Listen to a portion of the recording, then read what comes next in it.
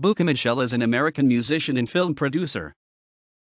Michel was born October 15, 1954 and grew up in Grand Rapids, Minnesota.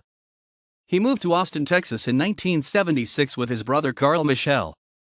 There he served as a session and tour percussionist for musicians including Hoyt Axton, Odetta, Pete Seeger, Arthur Brown, Butch Hancock, Jimmy Dale Gilmore, and Townes Van Zandt.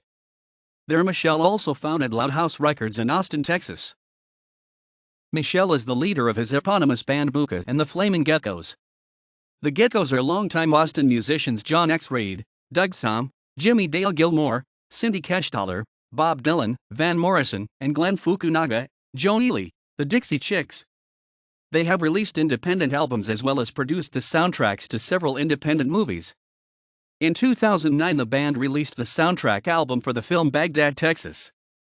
The album made several top 20 American Roots charts in the U.S. over several months, including the Freeform American Roots chart from July to September 2009.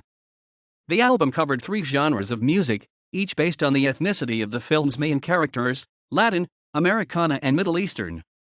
Country Weekly wrote that the blend had a brief but enjoyable running time. Michel also produced the film, which Variety states had an inventive weirdo premise and a strong assortment of regional thespians from Texas.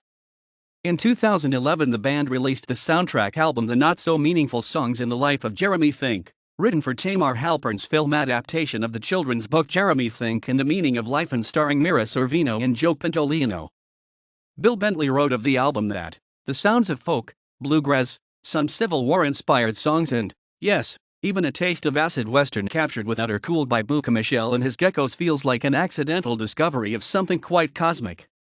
Happy accidents abound.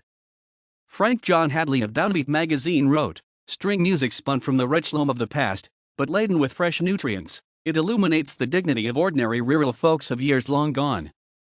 This new album featuring acoustic string instruments upholds a romantic ideal without sounding anachronistic.